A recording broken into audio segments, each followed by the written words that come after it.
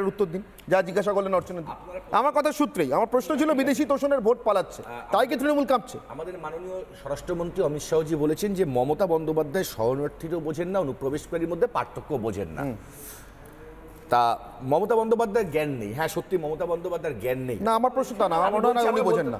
আমার মনে হয় উনি ইচ্ছা করে বুঝতে চাইছেন। না, বলতে দাও না আমাকে, না বুঝলে যেতেন না, বলতে দাও না। হ্যাঁ, মমতা বন্দ্যোপাধ্যায়ের জ্ঞান নেই, কারণ মমতা বন্দ্যোপাধ্যায় 7 বারের এমপি, 4 বারের দিদি। আমি তোমার সঙ্গে একটা কথা বলে দিই, উনি ঘেটে আচ্ছা আমাকে বলতে দাও, আমাকে বলতে। মমতা বন্দ্যোপাধ্যায় 7 বারের এমপি, এনডিএ সরকারও ছিল, পরবর্তীকালে ইউপিএতেও ছিল, 4 বারের সেন্ট্রাল মিনিস্টার, 3 বারের সিএম। মমতা বন্দ্যোপাধ্যায় বোঝে না, কিন্তু অমিত শাহজি বোঝে। তোমার তিহারের জেল খাটা আসামি, সত্যি তার মতন শিক্ষায় শিক্ষিত মমতা বন্দ্যোপাধ্যায় হতে পারেনি। মমতা বন্দ্যোপাধ্যায় একদম বোকা। দেখো, আমি তোমার সঙ্গে বলিনি, মমতা বন্দ্যোপাধ্যায় কোমরে কিন্তু দড়ি পড়েনি। মমতা বন্দ্যোপাধ্যায় কোমরে কিন্তু দড়ি পড়ে জেলে ঢোকেনি, কিন্তু অমিত শাহ জেলে ঢুকেছিল। তার শিক্ষায় মমতা শিক্ষিত না, তার শিক্ষায় মমতা সার কথা কিছু আছে কিনা? ঠিক আছে, এবার আমি বলি সার কথা কিছু। আমি একটা কথা এবার বলছি, বলুন। আমার কাছে কথা হচ্ছে, আমি কাজের কথা কি চাই যে ভোটার আই কার্ডে লেখা আছে সচিত্র পরিচয় পত্র।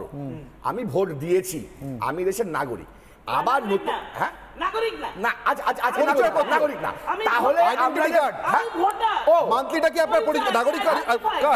মান্থলিটা আমরা মান্থলি ওটা আইডেন্টিটি কার্ড। তুমি বললে কলেজের আইডেন্টিটি কার্ড, ওটা আইডেন্টিটি। সৌরভ বলবেন না, বলবেন না।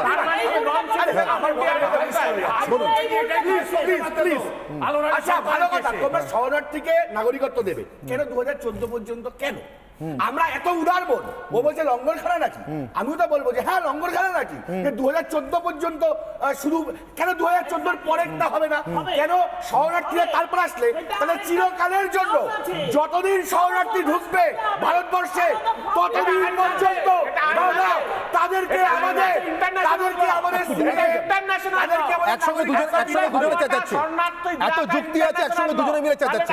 এটা যেতে দিন, এটা পর্দায় যেতে দিন প্লিজ। আমি মানুষ দেখে বুঝে নেবে, একসঙ্গে দুজনে চেঁচাচ্ছে, এত যুক্তি কেন? 2014 পরে যারা আসবে তাদেরকে দেওয়া হবে না।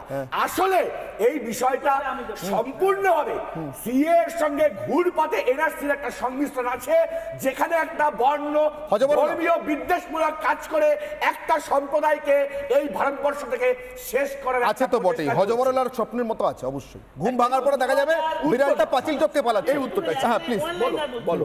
2014 পরে যারা এই দেশে এসেছেন ধর্মীয় কারণে অথবা নিজের সম্মান বাঁচাতে, মা বোনদের ইজ্জত বাঁচাতে, একটা ছোট্ট ছবি দেখাই দিন। সিটিজেন হবেন। ছোট্ট ছবি অর্চনাদি এই মুহূর্তে দেখুন অর্চনাদি, যে এই যে কিভাবে ভোটার কার্ড ছড়িয়ে ছিটিয়ে পড়ে থাকে রাস্তায়, এই ভোটার কার্ড গুলো না প্লিজ, এটা আরে যে একটাই কথা, আরে বাবা এগুলোই তো আপনাদের দাবি করতে হবে। আরে সৌরভ বাবু কেন 2014 পর্যন্ত? বাবা প্রশ্ন করার উত্তর নেন না। আরে 6 বছর থাকতে হবে।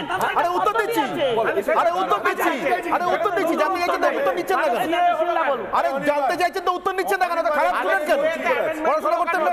আরে সুদীপ্ত বাবু দেখুন না, যে নাগরিকত্ব প্রমাণ রাস্তায় পড়ে আছে আপনাদের জমানায় 2021। আরে এইগুলো সব বানানো নাটক দেখিয়ে লাভ নেই, অন্য কিছু এটা বানানো না। আমি বলছি এই সব বানানো নাটক বলে দেখতে অভ্যস্ত। আইনটা কত সালে হয়েছে? ভুতুরে ভোটার আইনটা কত সালে হয়েছে? 2019। হ্যাঁ, আইনের মধ্যে কি আছে? 5 বছর 1955। আরে সুদীপ্ত বাবু সবাই ভাই এটা কেন? কি এই আইনটাই বলছি কত সালে হয়েছে? 2019। একদম 5 বছর থাকতে হবে আইনের মধ্যে আছে। 6 বছর 14 সাল না হলে কি করে ওটা হবে? এখানে যদি 20 সালেও কেউ আসে, 26 সালে গিয়ে সে নাগরিকত্ব চাইবে। সুতরাং এই অশিক্ষিতের মতো চিৎকার করে তো লাভ নেই। আইনটা 2019।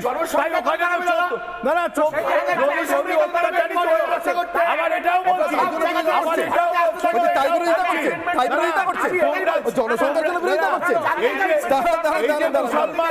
দারুণ কথা বলেছেন সৌরভ প্রিয় বাবুদের। হঠাৎ জনসংখ্যার খেয়াল পড়েছে সৌরভ প্রিয় বাবুদের। জনসংখ্যা ছবি দেখাচ্ছি। ভারতের জনসংখ্যার বাইরে বাংলাদেশ থেকে এসে ভোট দিয়ে যাওয়া নতুন জনসংখ্যা দেখুন। এদের ভোট নিতে কোনো আপত্তি নেই তৃণমূল কংগ্রেসের, তখন জনসংখ্যার চিন্তা আসে না। আরে দেখুন না, এটা আপনাদেরই ছবি, বাংলাদেশি ভোটার। ছবিটা মুর্শিদাবাদ, বাংলাদেশি ভোটার বিরুদ্ধে। মুর্শিদাবাদ একবারও দেখতে পাচ্ছি, একবারও দেখতে পাই মুর্শিদাবাদের ছবি। এখানে কেন? আমার প্রত্যেক বছর ভোটের আগে আমার আসতে হয়, নানান সমস্যা ওই ভোটের জন্য ডাকে। কারা? ওই পার্টি পার্টি ডাকে, প্রত্যেকে ভোট দিয়ে যাই। আসছো বাংলাদেশ থেকে? এই কিছুদিন আগে আসছি। আচ্ছা, তো পরিবার কোথায় তোমার? পরিবার বাংলাদেশেই আছে। তো এখানে এসে কি ভোট দেবে তুমি? হ্যাঁ, এখানে ভোট দেওয়ার জন্য আসছি। ভোট দেওয়ার জন্য আসছো, তো ভোটার কার্ড আছে তোমার কাছে? হ্যাঁ, কার্ড আছে। কে পঞ্চায়েত বানায় দিছে? হ্যাঁ। প্রত্যেক বছর ভোটের আগে আসে। এদেরকে নিয়ে আপত্তি নিয়ে অর্চনা দি হঠাৎ জনসংখ্যার চিন্তায় চিন্তিত হয়ে পড়েছে। বলছি রত্না বিশ্বাস, আরে রত্না বিশ্বাসের কাছে জানতে চান না? ভারতে 140 কোটি মানুষ, তার মধ্যে গরিব মানুষ এমনি খেতে পারছে না, মোদি খেতে দিতে পারছে না, আবার অন্য জায়গা থেকে সবাই এইখানে আসবে, যারা এখানকার নাগরিক হবে তারা খেতে দিতে পারবে না। আমি জানতে চাই, শুনতে পাচ্ছেন? কাছে চলে এলাম, বলছি রত্না বিশ্বাসকে জিজ্ঞাসা। রত্না বিশ্বাস যা বলেছে সেই কথা আমার সমর্থন করে। হয় নাকি কখনো? রত্না বিশ্বাস আমার সমর্থন করে। দাঁড়িয়েছো ফোকাস করেছো।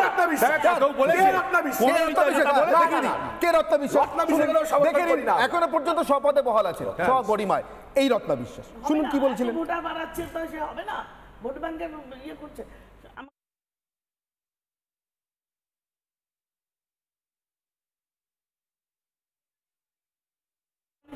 রত্না বিশ্বাস বাংলাদেশি লোক এখানে বসবাস করেন, যাকে তার লিঙ্কটা ভালো করতে পারে। অভিজিৎটা বললেন, আমিও বলছি, যদি লিঙ্কের কোনো সমস্যা হয়, বাংলাদেশ থেকে যারা এসছে ভোটার লিস্টের নাম তোলার সমস্যা হয়, জাকিতা এই কাজটা ভালো করে দেবে। আপনারা সবাই যোগাযোগ করবেন এই অফিসে। এই রত্না বিশ্বাস। সৌরভবাবু এক মিনিট, এখনো পর্যন্ত শপথে সগরিমায় আছে। এত ফালতু লোক তৃণমূল দাঁড়ায়নি। ওনার কথাটাকে ভুলভাবে ঘুরিয়ে দেখা হচ্ছে। বিবৃতি করে অবৈধ কোনো মানুষকে বিবৃতি করে সেটা উনি বলতে বিবৃতি কই? তৃণমূলের বিবৃতি কই? আছে কোথাও? নির্বাচন কমিশন অভিযোগ করেছে রত্না বিশ্বাসের নামে। এবার অর্চনা 30 সেকেন্ড আসবো, উনি বলার পরে আপনার কাছে আসবো। 30 সেকেন্ড এইটুকু বলতে দিন। বলুন। যেভাবে ডেমোগ্রাফি চেঞ্জ করে তৃণমূল একটা পার্টিকুলার সেকশন অফ ভোটারকে দিয়ে ভোট জেতার যে পলিসি নিয়েছে, সেই জায়গাটায় আঘাত খাচ্ছে। এবং সেটা দেখুন, এই যে রত্না বিশ্বাস বা যে কথা সেটা নয়, তার চেয়ে ইম্পর্টেন্ট হলো আজকে এই তৃণমূল কি করছে, আমাদের 16 লক্ষ ভোট আমাদের শুভেন্দু অধিকারী ইলেকশন কমিশনে, ঠিক যেই ভোটে আমরা 2021-এ হেরেছিলাম, 16 লক্ষ ভোটার ভুতুরে ভোটার জমা দিয়ে এসছে ইলেকশন কমিশনে। ইলেকশন কমিশন সেটা রেকগনাইজ করছে, জমা দিয়ে আছে।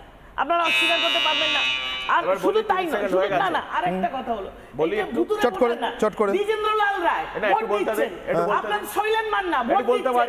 এই যে ভুতুরে ভোটার দিয়ে একটু বলতে পারি, বলবেন, সময় দেবো, চিন্তা নেই, সময় আছে এখন। মানুষকে ভোটে প্রতারণা করার কাজটা আচ্ছা সুদীপ্ত বাবু বলে নিন, তারপর দর্শকের অগ্নিবাণের উত্তর দিতে হবে। 30 সেকেন্ডে বলুন। 2019-এ লাগু হলো, তখন এই যে রুলিংটা এলো 2024-এ। আমার কথা হচ্ছে 2019-এর আগে তো এই প্রাবধান ছিল যে 6 বছর এই ভারতবর্ষে কেউ যদি থাকে সে নাগরিকত্বের জন্য অ্যাপ্লাই করতে হয়, 6 না 7 বছর এরকম একটা কিছু ছিল। তাহলে আমার কথা হচ্ছে, তাহলে 31শে ডিসেম্বর 2014 পর্যন্ত কেন এই লাগুটা করা হলো? কারণ এমনি তো নাগরিকত্ব অ্যাপ্লিকেশন করার জায়গা সবসময় ছিল। তাহলে এই সিএ রাজনৈতিক উদ্দেশ্য বিজেপির, আর এই ধর্মীয় মেরুকরণ ছাড়া আর কি কারণ থাকতে পারে সিএ লাগু করার পেছনে? সেইটা আমাকে বুঝিয়ে দিন, সেইটুকুনি আমায় বুঝিয়ে দিন। এই সিএ দিয়ে ধর্মীয় মেরুকরণ আর হিন্দুদের, মুসলিমদের, জৈনদের সবাইকে বিভ্রান্ত করা ছাড়া আপনাদের কি উদ্দেশ্য থাকতে পারে?